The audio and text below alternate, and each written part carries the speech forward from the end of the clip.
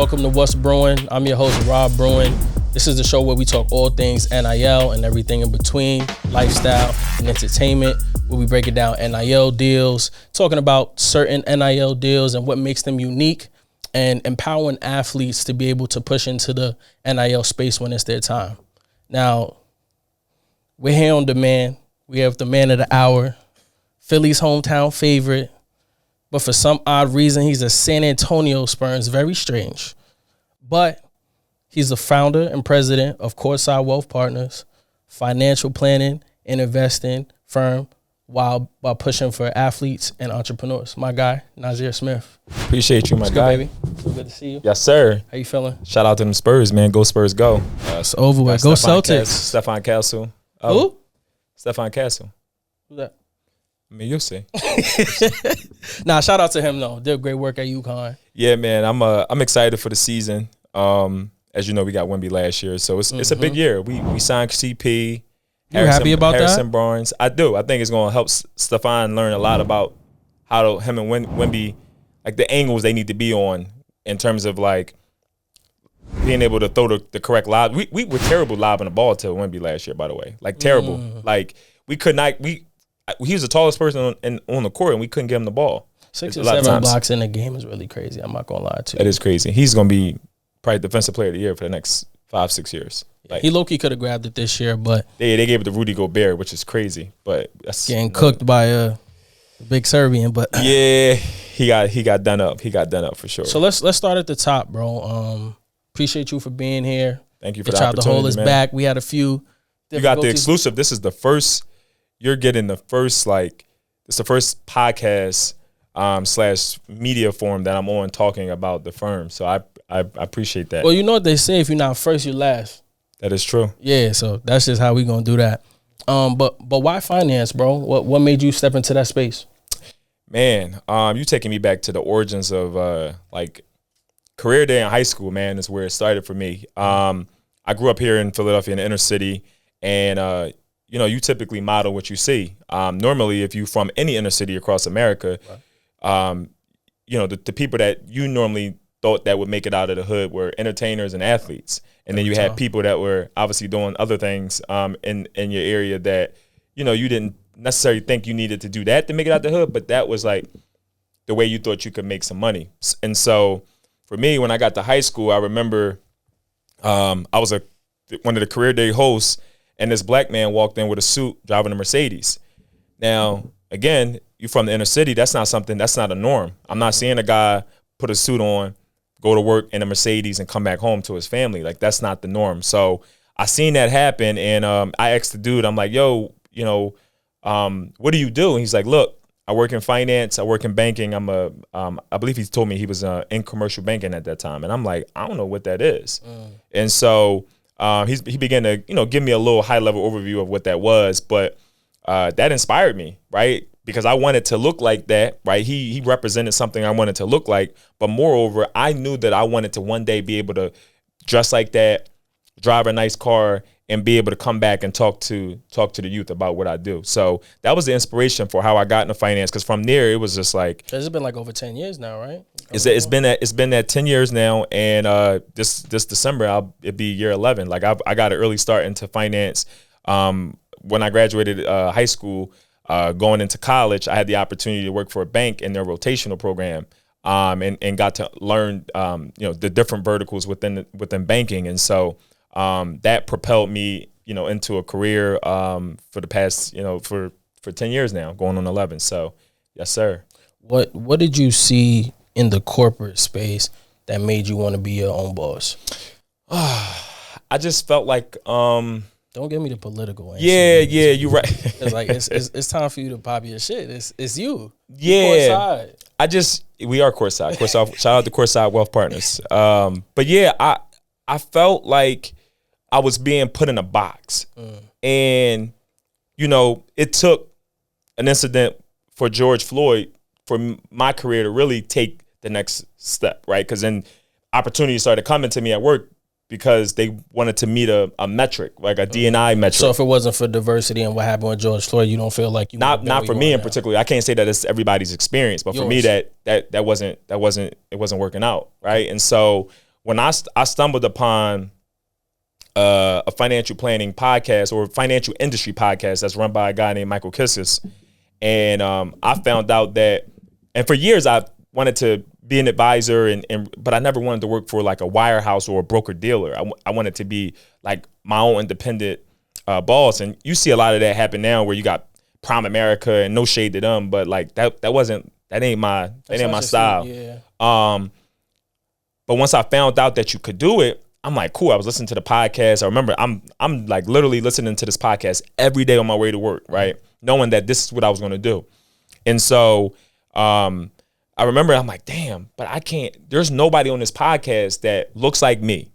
And so I could begin to listen. And so when I begin to listen and kind of see that, I was like, well, there's no way that I don't know what their situation was. So I don't know if their family gave them money to start their firm. I don't know if they came over with assets already. So I was like, I don't know. Started, right. But then I saw a brother. When a brother was on the podcast episode, man, I thought I hit the lottery. Oh man, I went to LinkedIn instantly and found this dude and messaged him.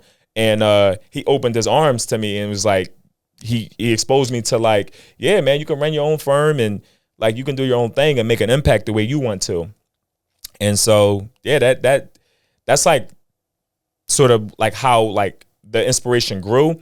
And then I'm no longer passionate about going and working for someone else anymore. I want to build something that's impactful that I can leave a legacy to, one day to the family that I create, and also be able to put other people that look like me and who don't look like me, because I don't want to make this just like a black thing. I think I want to help other people break into the industry. I want to help other people get opportunities to sort of showcase their skill sets as well.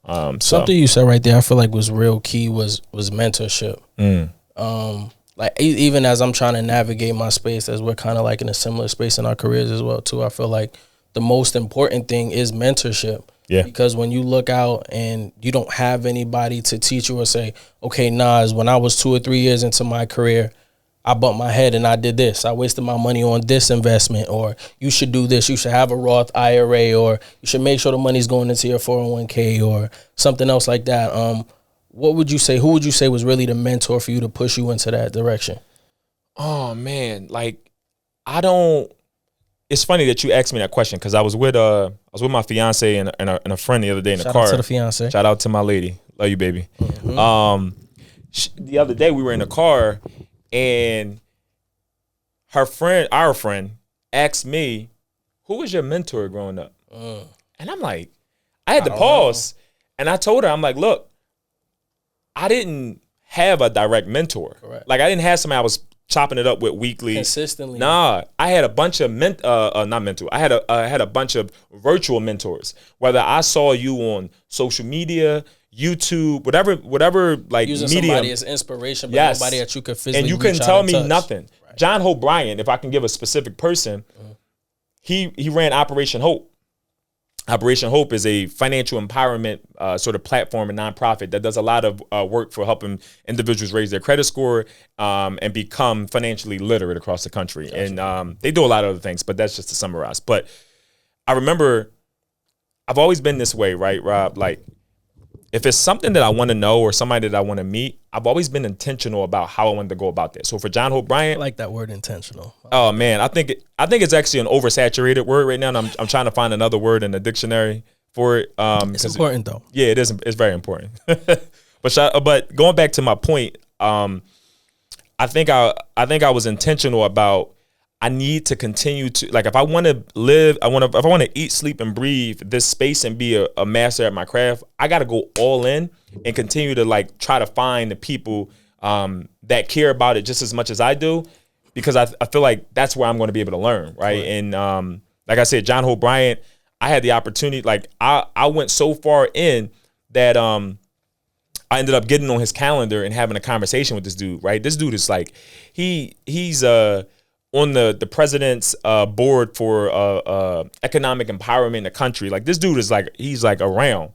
And so I continue to, like, every time I used to post on social media, I used to tag Operation Hope and John Hope Bryant. See it one time. Every single time. He ended up following me on Instagram, and you would have thought, like, You won the lottery. Like, I saw God that day, right? Like, yo, what in the world? Like, he followed me, messaged me, DM'd me, and was like, yo, I've been, basically been seeing what I've been posting. Operation Hope was reaching out to me because they wanted me to do some ambassador work for them. But it just goes to show, like, if you have persistence, if you have a goal and you're persistent towards accomplishing it, and you're intentional behind the way you do it, you'll get there. Yeah. And you guys seen that when you walked in. I was showing you some stuff. Mm-hmm. Like, had the financial management, financial advisor, and that's 6 years ago, man. I manifested this, right? And I think I told this. I was at a state representative's office this past week, or a senator's office, excuse me. And he had interns in there, and they had me come in. I had a friend who works there, and she had me come out and speak to the interns. And I said, the key to life, man, it's like being a chemist. The only way you're gonna be able to figure out the cure is you got to continue to mix a bunch of different stuff together until you get to where you need to go. Because we all evolving and continuing to try to figure out how we're going to become better at our craft and how we're going to continue to put ourselves in position to just ultimately be successful at whatever that is and whatever that looks like. So for me, although I've always been in the space of finance, while being in finance, I've continued to mix a bunch of different things together so that I can ultimately get where I wanted to be, which is where I am now, right? I'm not nearly scratching the surface of where I will be, but I'm exactly where I wanted to be because I wrote it down 6 years ago. So it's safe to say that if you didn't manifest this, you wouldn't be here. Nah, not at all. Not at all. I think my whole life I've been intentional about what I wanted to do, and I wasn't gonna let anyone or anything stop me from doing that. And it's no secret. Speaking of intent, why the name Courtside Wealth Partner? What's the meaning of that? So the meaning of Courtside is because you're not in a box, right? You're not just covering. You don't want to just look after basketball players. You want to look after all different types of athletes. All athletes, right? Correct. Any athlete that I have the opportunity, and it makes sense on a mutual level to work together. I want to be able to support them in that way. But it's courtside because I want to be close to my clients. I want to be. It's like being courtside at a baseball game, courtside at a football game, courtside at a basketball game. Like being close to my clients. And being able to partner with them on their journey towards building wealth. So that's where the name Courtside comes from. I'm also a huge basketball fan and love being courtside at games. Mm-hmm. And it's just crazy now that when I selected that name, I'm listening to Drake talk about being courtside, not in the middle row. Drake, yeah, we can go down that path too, but courtside, it's a double entendre. Like it has more than one meaning to me, right? And I think, when I selected that, I was like, I just fell in love with the brand. I'm like, this is, and I did a little research. No other firm in the country has that name in the wealth management space. None. Really? Zero. I like that. That's Zero. Fire. And I did my due diligence on that. And that's not that I was just trying to be that unique. I think you was being a disruptor. That's it. Contrarian. That's how I've been my whole life. It's part of the reason why I'm a Spurs fan and a Bucks fan, but We got a lot going on. We're going to save that for later. All right. To dip a little bit more into NIL, because that's why we're here. Since the bill has been passed since 2021, I believe it was like June or July. Yeah. I believe it was. Yep. I'll put you on ice with this one. Michael Jordan and LeBron James are coming into the league at the same time. Which one of them is more marketable to a company and why? Wow.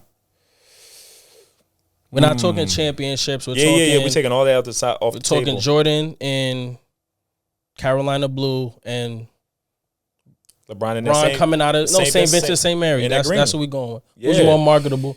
Who do you want to represent and why? Man, I would say LeBron James. Longevity, baby. Like, I think it's crazy. I think when we seen LeBron on the cover of Sports Illustrated back in 2000, and I believe that was 2002. That was a time. He was like that was like, and I heard him say in interviews that he felt like that, like that's when he knew that he was like arriving. Like, I'm on the cover of Sports Illustrated. Like, only the best of the best are normally on top of that. Chosen one before he even steps foot on the court. I feel is remarkable. So he was marketable, and don't get me wrong. Like Jordan, it's not to say that Jordan wasn't marketable because he was. I mean, you had every sneaker brand in America, flying him and his mom and his pop out to make an offer. And so, but for me, if I'm, and it's hard because I'm biased too because of the longevity that he has. So even though you asked me that question, it's like coming out of high school, I'm looking back at, I'm going back into like thinking about why I actually chose that. And I feel like I'm a little, my answer was a little biased because LeBron has had this much longevity in the NBA. Right? So because Jordan stopped and came back? And he has the off the court image as well. Bron. Yes. Okay. I think he has shown us outside of, normally we look at, the president as like that royal family in the country, right? They're very, the way they move and his family they emulate that, right? And of course they do it with culture and class, but I think he's the more marketable guy, in my opinion, coming out of high school. I think when you look at LeBron too, it's to be labeled as the chosen one. Yes. To at 17, 18 years old. I'm not going 6-0. I'm not going the fact that he went to 10 finals or 12 at this point in time. I think his complete body of work. Yep. And what he's fulfilled, I think it speaks volumes. He's never been arrested that I know of. And safer than sound, anything, his team is so tightly knitted. Mm-hmm. Rich Paul, Maverick, Jamal Henderson. What's the chief? You put me on the spot. Light skin guy. That's not Courtney. No, I forgot what his name is. I know you're talking about. He be on the shop. Yes. No, not Paul Rivera. Oh, that's what I was thinking of. Paul Rivera. But needless to say, they're very tightly knitted, and you can tell that everyone understands who the star is. Everybody plays their role. Everybody plays their role. Like LeBron is gonna take us to the promised land.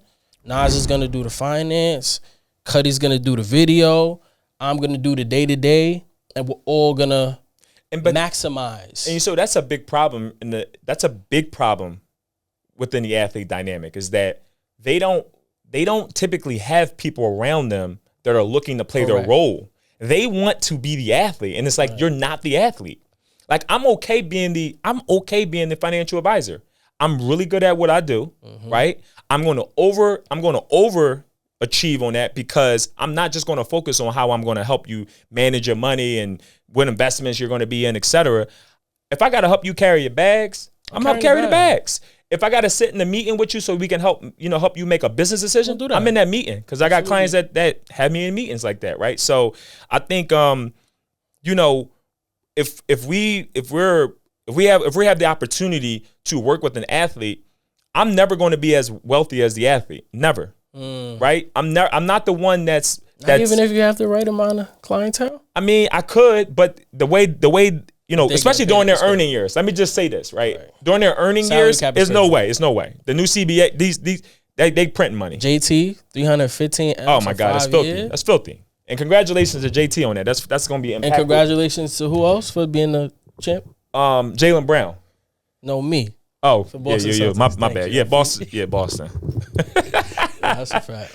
But yeah, I think that if you want to work with athletes, stop looking at what you can gain from it. What you can add that value. Just what value? If you're not adding value to value, we devalue value at this point. Got to. Right? Figure out what your lane is. Even if you are a family, I'm looking in this camera right now.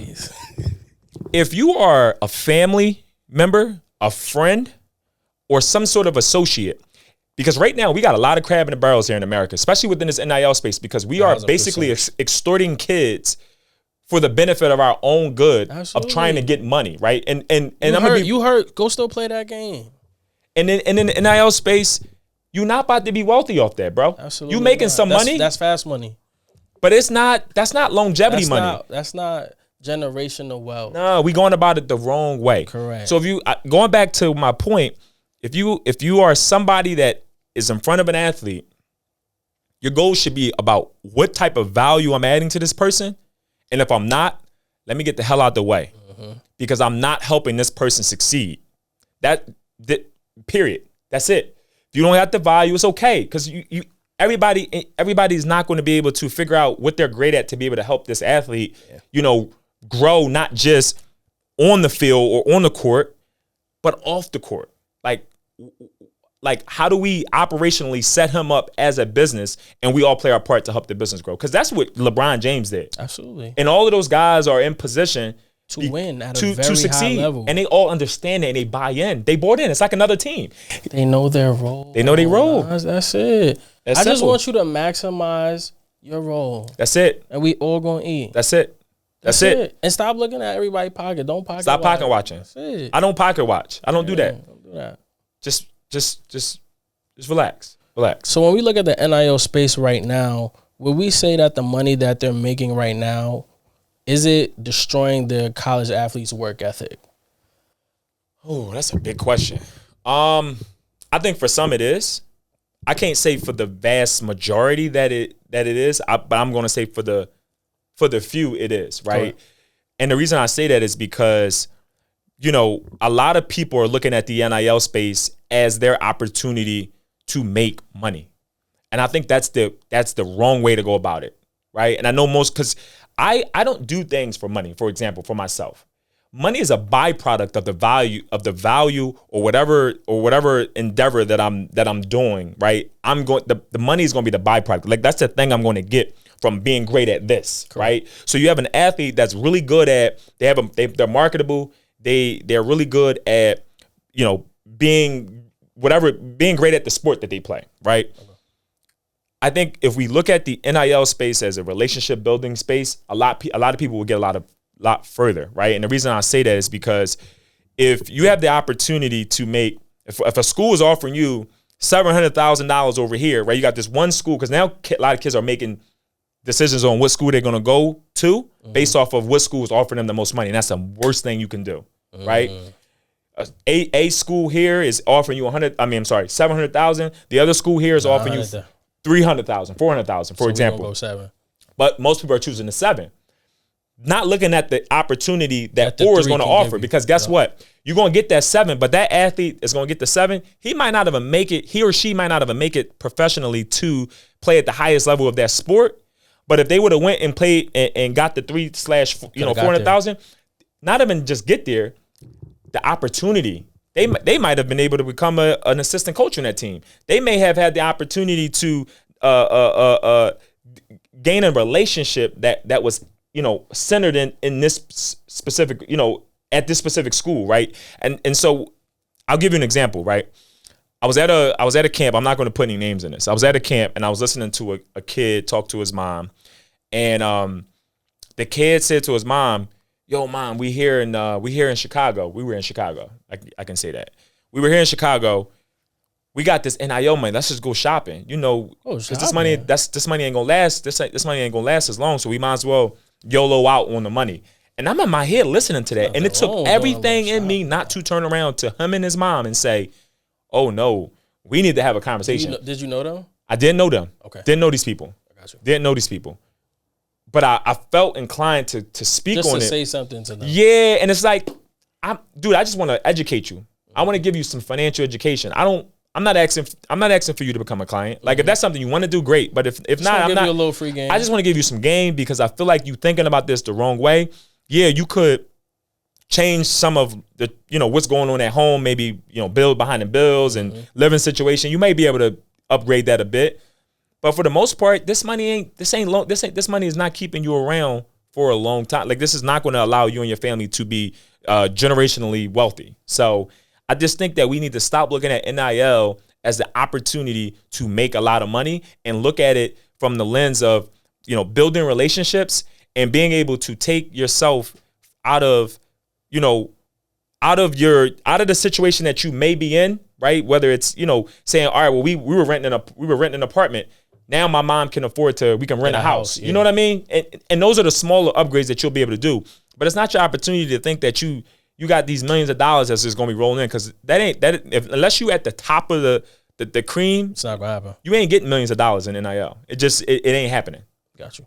As NIL continues to grow and the athletes at high school and college are making these lump sums of money now, do you think that's going to put more pressure on the pros to hire their salaries? Wait, the pros to hire their salaries. To raise their salaries. Wait, ask that one more time. My so bad. as the NIL space continues to grow, do you think that since the amount of money that they're making, do you think that will put pressure on the pros to increase their salary? To increase the pro salaries? Yeah. Or do you feel like that question is a little? I don't know that they will. Okay. I don't know if it's gonna put that much pressure because the NIL money ain't touching that. No, it's not the same, but you got certain people that have a window to make money. Like, example for me, Armando Bacot. Yep. From North Carolina. Yep. I think he said he made like around maybe 2 to 4 M's. Yeah. Who's to know what type of contract, or if he's a rare exception too, because he also was there for like. Correct. He was there for 15 years, but yeah. it's no shade. Mondo, he was there for a minute. He capitalized. He did capitalize. But in my mind, I'm thinking, well, if you look at Shador Sanders and he's pulling in. And by the way, he made that, but he ain't walk away with that because we talking about he had to pay taxes and then all right.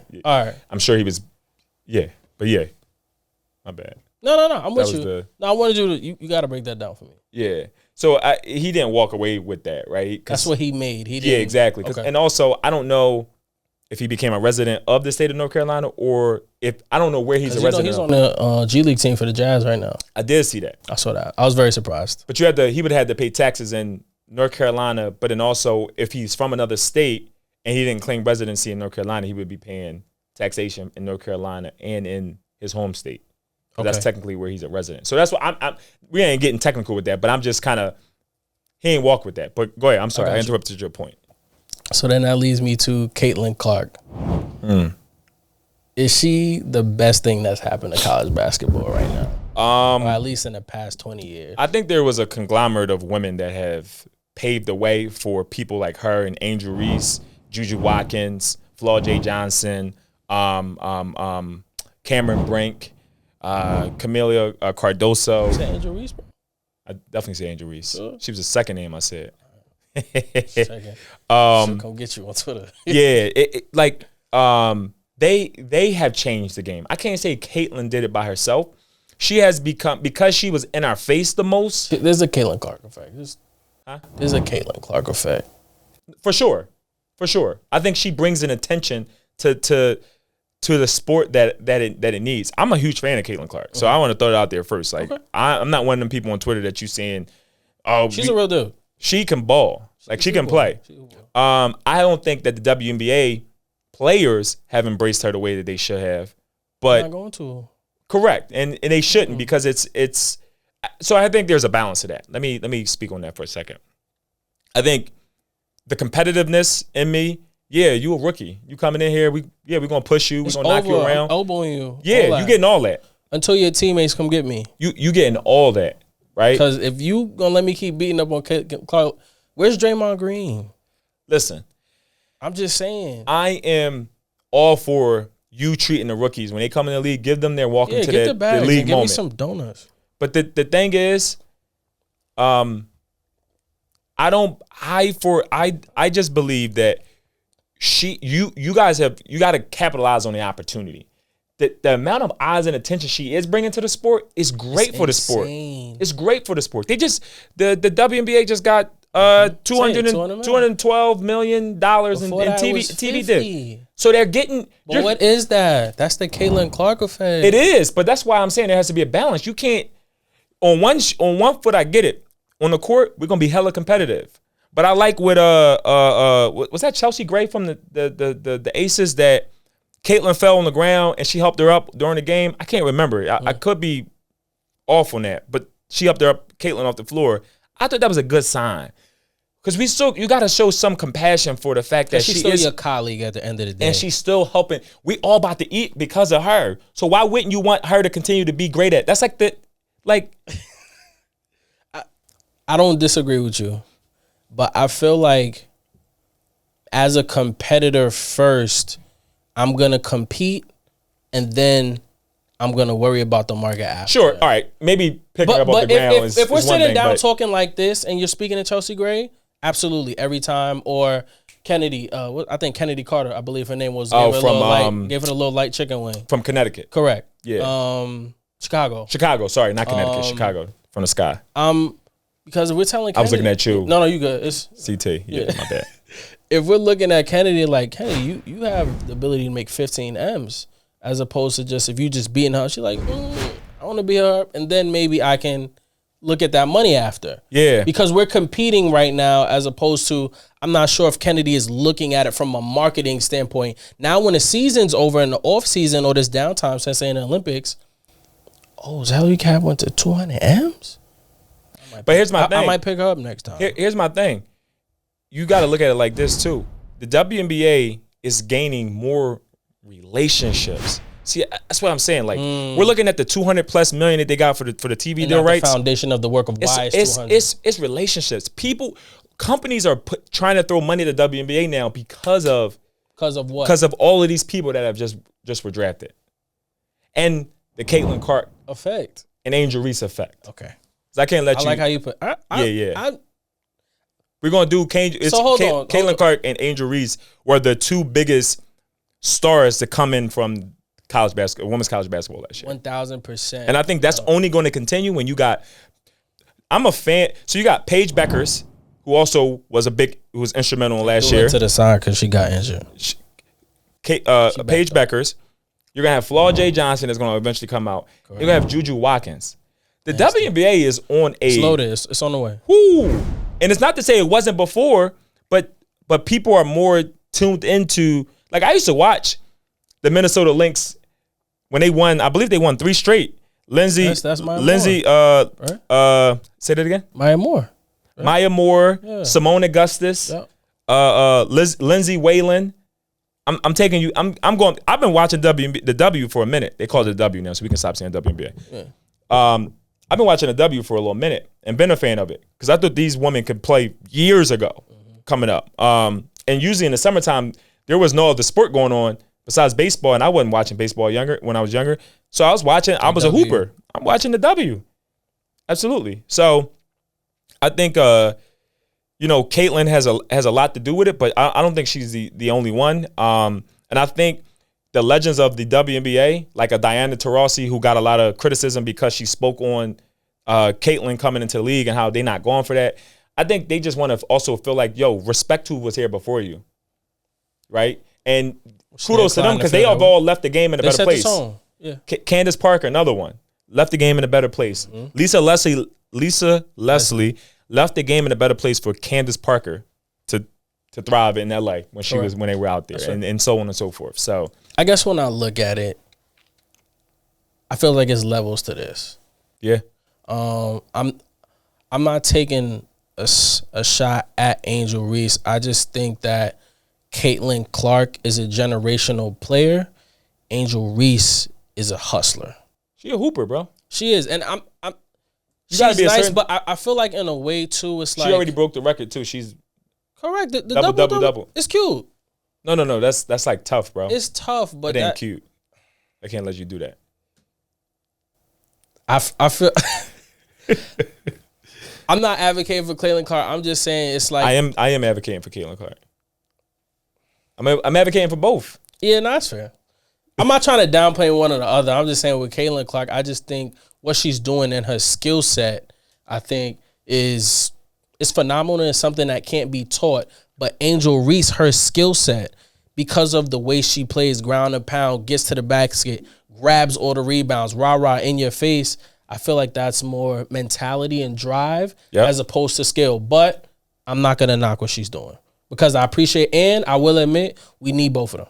I feel that. We need both of them. I feel that. Especially for the W. So when it comes to, as you're building your clientele, what's one of the key factors you would say it is in terms of building your relationship with the families genuinely? Yeah, I think that's a really good question. And I pride myself in just being authentic and transparent. I think if you lead with authenticity and you're honest about, situations where there may be, the mom may want something and the dad may want something else. Give me some details. Let me know what it looks like. Yeah, so You got Rob Bruin Jr. that you about to sign. 'Cause he's gonna be nice. You know what I'm saying? You come to the crib. Yeah. You want to have a conversation. How are you leading the conversation? What are the different things that you're gonna let us know that you're gonna do to make us feel comfortable with you and not the fluff shit? Yeah, I mean, I'm gonna tell you from the door, like, look, if you guys are not in a space, because most parents got to learn to step out the way. For you. Period. Okay. Not even just for me, because I'm the financial advisor. Yeah. Yeah, you got to step out the way, but even more so for agents as well. Like, they get a lot of that too. NIL managers get a lot of that. I think parents got to learn to step out the way. I would say to you, if you guys are willing to, as an advisor, because you got to understand, I'm also coming from a different perspective. I'm not coming, like, I'm not an agent, so I'm not coming in like with the mindset that, you know, I'm looking to help negotiate deals for your child once they get to the pro level. I'm more of like, look, after that agent, you know, does what he or she needs to do, let me cook as the advisor. If you're not gonna let me cook and you want to get in the way and dictate how things need to go, then we can't work together, because this needs to be, let me be great at what I need to do. I need you and the mom. I need mom and dad to just focus on being supportive parents to the athlete, because you're giving that athlete something that I can't, which is the nurturing of a parent, that love and that support that feels and looks different than what I can do. So if I'm allowing you guys to play your role and I'm not like interjecting, trying to overstep as an advisor, we're good. Like, everything else we can talk through. We can do. We can go to dinner. We can do all the things. But if you're not letting me be great at what I'm here to do, then I feel like we can't work together. It's gonna be a problem. And I say that all the time. I'm not an opportunist. Every athlete, I'm not looking to work with every athlete in the world. I always say this, right? I'm like a glass of wine. You might like white wine. I'm red wine. I'm Cabernet, right? And so I feel like we gotta make sure taste. that I'm an acquired taste. We gotta make sure that we work well together, right? Yeah. There might be something about me that you just don't like, and that's okay, right?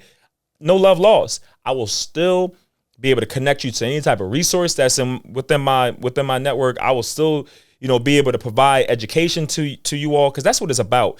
Like, I lead with financial education. I just want people to be educated. Be educated, and if you're at the point where you feel like, yo, you've been giving me some real good game on how I can mitigate my tax liability, or what sorts of investments I need to be looking at as an ad. Like, if that's what's, you know, taking place, then I feel like, you know, again, we will be in. I feel like we'll be in a good place. I was gonna go somewhere else with that, but I lost my train of thought on that. But you good.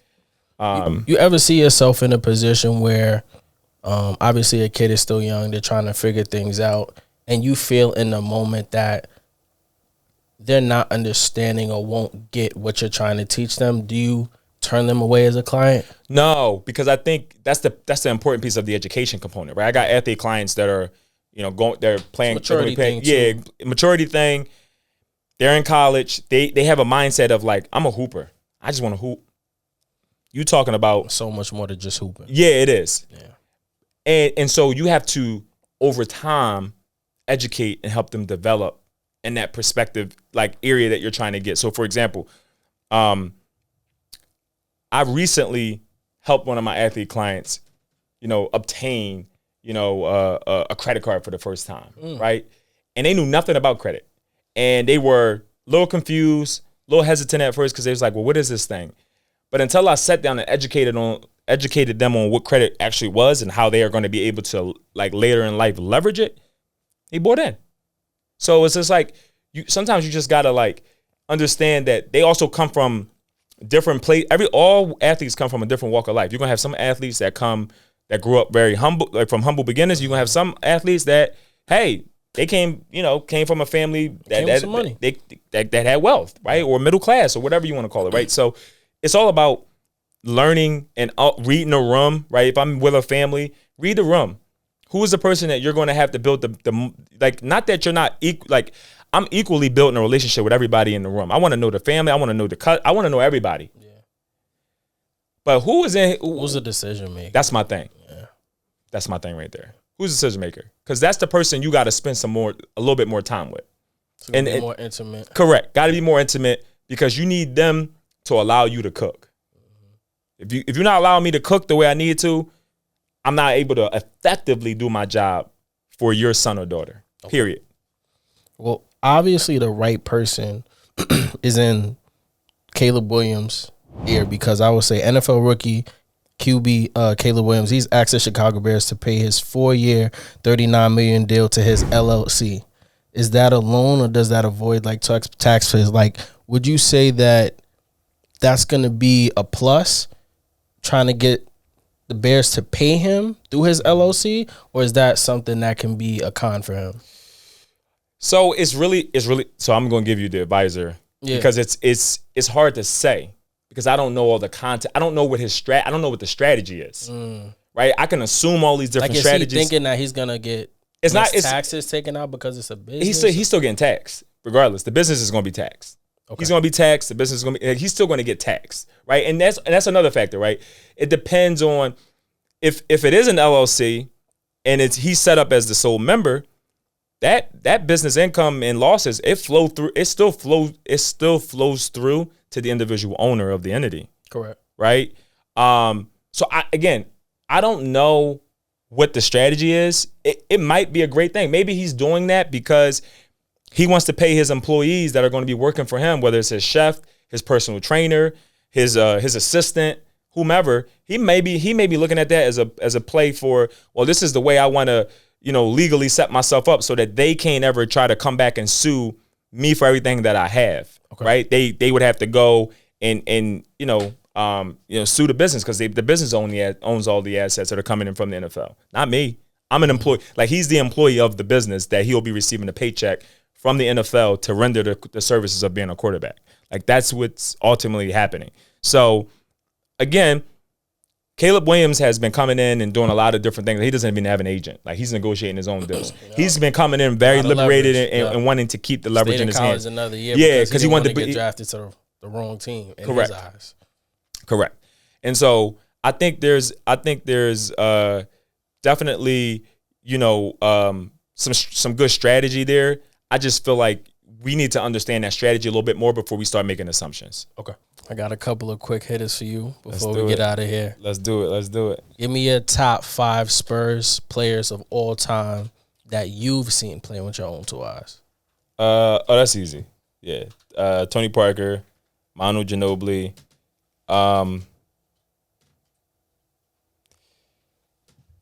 Victor Wembanyama, Tim Duncan, Dave Robinson.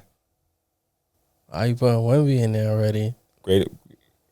I ain't never seen nothing like it. That's what I did actually with your own 2 eyes. What's a missing piece that you guys need to put you guys in? Not championship contention, because we're going to take steps, but into the playoffs. Y'all not ready yet. Championship contenders. Okay. I don't aim for playoffs. And then y'all got to come see us. Right? Y'all got to see Philly, New York. You don't even believe in what Philly's selling. That's why it's only a fan. Paul George is cute for that 8. I would say he's cute for that 8. Shout out to PG. I love PG. Wow.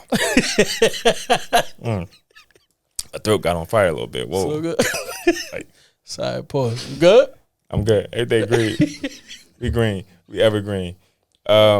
So I would say we would need. I think we need a. Honestly, I think we need a solid wing player. Like, we're trying to figure that out now. Like with what? Give me an example. Like a PJ. Like, we need something like that. Like to complement. So you want DeMar DeRozan to come back and DeJounte Murray? I just need a younger guy. I need a younger player. DeJounte come back? You leave him in NOLA? Nah. He's gonna be great in New Orleans. I think New Orleans is a great spot for DeJounte. I do. I think he's going to perform very well, and him and Zion are going to build something special there. But I think we need another wing. Like, we're trying to figure this out now with Devin Vassell and Keldon Johnson, and I think we're just young. We just got to experience is what we need. I said it the other day. Somebody was like, "What do y'all need?" Just experience. That's it. So we got Chris Paul there, Harrison Barnes. Not a Chris Paul fan at all. Bring that experience, but we need the experience. Yeah. So that's the biggest thing. I'll say this. I'll give y'all the love. Like I was telling you before we got on camera, I recognize the Spurs competitiveness when you guys played the Bucks earlier this season. I was down to the wire. Yeah, I remember it was that game. amazing to see the way Trey Jones was competing. Trey Jones, right? Or you guys by the Trey Jones. Wemby was sensational. I think when he puts his full package together, he's working out with Jamal Crawford. Which is crazy. He's a 7'6", 7'5", whatever. Yeah, he's playing, he does working out with a guard. Working out with a guard. Absolutely. So it's going to be great to see what you guys do because that's going to give Jokic a problem.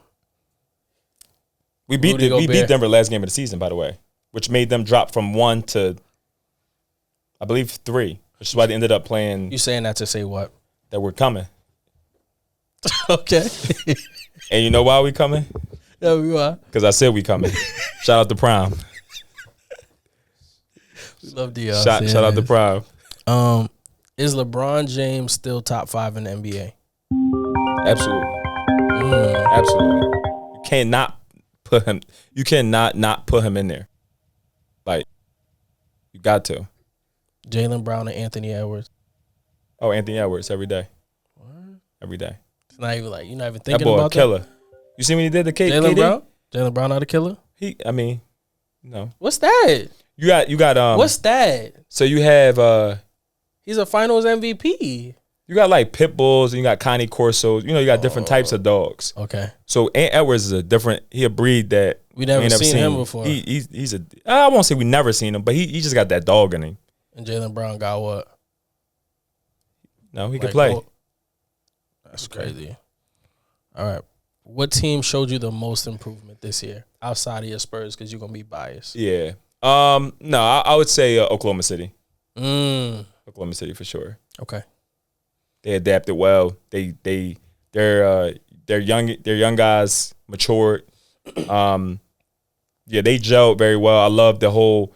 They don't do single interviews. They do them together as a team. They really came together this year. So I think it's Oklahoma City for me. So going off of what you're saying, I just want to look into the camera and tell Kevin Durant that you're a great player. You're phenomenal. There's a lot of things that you have done that a lot of people don't agree with.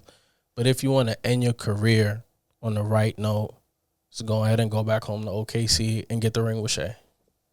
That's how I feel. That would be crazy. There's nowhere else that he goes that he feels validated. That would be crazy. I know indirectly he likes to say that the media doesn't bother him, but if he goes home and gets the ring without Russ, come on. KD is your old head? That would be crazy. Works. That can still work. It can happen. Because then what if him and Russ go back there together? Come on. With Shea. Russ might come off the bench, though. If Russ goes, Shea's just going to leave. Shout out to Russ, man. Too. I like Russ. I love Russ. Come on. It's not gonna I'm not saying it won't pieces on the board. We don't need Shea and Russ and that's true. Shea's ball dominant. They're just gonna waive Russ. Come on. Just leave him in Utah. I mean not Utah. Where's he at now? Denver. Sorry, excuse me. Okay. All right, man. I want to end this conversation with this. Make a statement and I want you to finish it. I want you to dream big when you think about this. Okay. Right? Life is hard, but putting in the work is mandatory. So when I get to the end of the road, I know this will take insane consistency and faith, but I want to.